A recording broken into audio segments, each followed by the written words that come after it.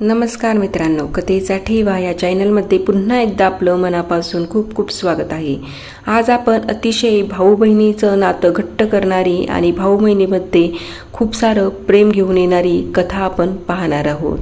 कथेचं नाव आहे एक भाऊ व चार बहिणी। माणसाच्या आयुष्यातल्या नात्यापेक्षा मोठं धन दुसरं काहीच नसतं।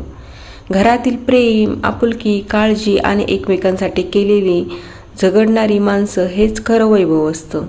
पण कधीकधी ते नातं संकटात सापडतं की तुटतंही। पण त्यात जर गुपित दडलं असेल तर कथा आणखीनच रहस्यमय होते। ही गोष्ट आहे एक भाऊ आणि त्यांच्या चार बहिणींची। गावाकडच्या शांत हिरव्यागार वातावरणात एक कुटुंब राहत होतं। कुटुंब साधं पण मायेने भरलेलं। घरात आई, वडील, एकुलता एक भाऊ अभिजित आणि त्याच्या चार बहिणी अनुजा, वैशाली, रेखा आणि संजना। अभिजित हा घरचा कर्ता। वडिलांच्या मृत्यूनंतर घराची जबाबदारी त्याने खांद्यावर घेतली होती। चारही बहिणींचं त्याच्यावर खूप प्रेम। आपला भाऊ म्हणजे आपलं जग असं त्यांना वाटायचं। गावात लोक उदाहरण द्यायचे, काय बघा आजच्या काळात असं भावंडाचं प्रेम कुठं दिसतं। घर जरी गरीब होतं तरी प्रेमात कुठलीच कमतरता नव्हती। अभिजितने बहिणीच्या शिक्षणासाठी रात्रंदिवस काम केलं। शेतात शेतमजूर, कधीकधी गावाबाहेर जाऊन बांधकामावर काम। पण त्याला समाधान होतं। माझ्या बहिणी शिकतील, उभ्या राहतील एवढंच माझं स्वप्न आहे। एकामागोमाग तिन्ही बहिणीचं शिक्षण चांगलं झालं। अनुजा शिक्षक झाली, वैशाली नर्स झाली, रेखा गावच्या बँकेत नोकरीला लागली। सर्व बहिणीच्या लग्नाच्या गाठीबंधातही अभिजितने आपला जीव ओतला। फक्त लहान संजना अजून कॉलेजला होती। ती भावाच्या डोळ्याचा तारा। अभिजित तिच्यावर जीव ओवाळून टाकायचा। एक दिवस गावात अफवा पसरली, अभिजितच्या नावावरचं शेत कोणीतरी बोगस कागदावर विकलं आहे। अभिजित चकित झाला। त्याने कधीच सही केली नाही। मग हे कसं झालं?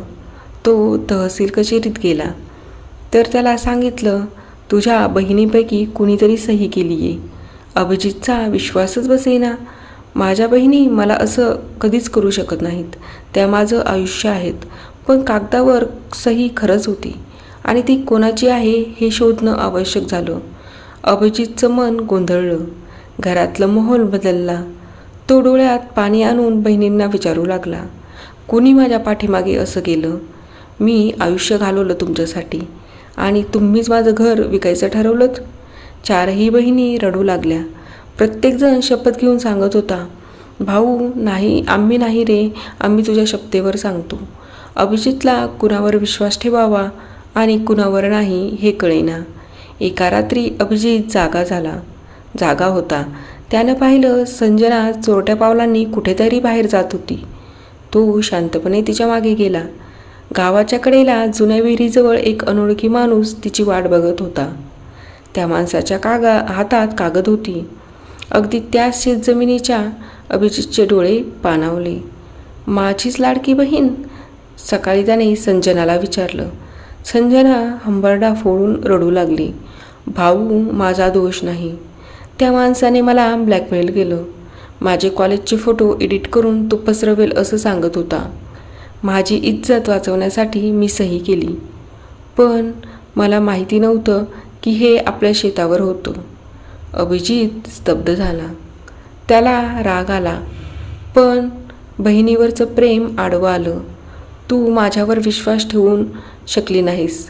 एवढं मोठं ओझं एकटी व्हायलंस? अभिजितने ठरवलं, मी बहिणीचं डोकं खाली होऊ देणार नाही। माझं शेत जाईल तर जाऊ दे, पण त्यांची इज्जत वाचली पाहिजे। तो त्या गुन्हेगाराच्या मागे लागला। अनेक दिवस शोध घेतला। शेवटी पोलिसाच्या मदतीने तो माणूस पकडला गेला। खोटे कागद, खोटे सगळं उघड आलं। संपूर्ण गावात चर्चा झाली, अभिजितसारखा भाऊ कोणाला मिळेल का? चारही बहिणी भावाच्या पायाशी रडत पडल्या, भाऊ तुझ्यासारखा रक्षक कुणालाच नाही। आम्ही तुला आयुष्यभर त्रास दिला, पण तू मात्र आमच्यासाठी सर्वस्व गमवायला तयार झालास। अभिजितने त्यांना मिठीत घेतलं। बहिणी, माझं आयुष्य म्हणजे तुम्हीच आहात. शेत गेलं तर परत मिळवता येईल, पण तुमची इज्जत गेली असती तर ती परत कधीच मिळाली नसती. गावभर हा किस्सा पसरला. 4 बहिणींचा भाऊ हा शब्दच गावात प्रेम, त्याग आणि नात्याचं प्रतीक बनला. नात्याचं खरं सौंदर्य यातच आहे. जेव्हा संकट येतात तेव्हा जो एकमेकांच्या पाठीशी खंबीरपणे उभा राहतो तोच खरं प्रेम करणारा असतो. अभिजितने दाखवून दिलं की भाऊ म्हणजे फक्त नातं नाही, तर बहिणींसाठी आयुष्यभराचं कवच असतं. अशा छान प्रेरणादायी, रहस्यमय, भावनिक हास्यकथा आणि आपल्याला प्रत्येक गोष्टीतून काहीतरी चांगली गोष्ट शिकायला मिळेल अशा कथा ऐकण्यासाठी चॅनलला लाईक, शेअर, सबस्क्राईब करायला विसरू नका. धन्यवाद.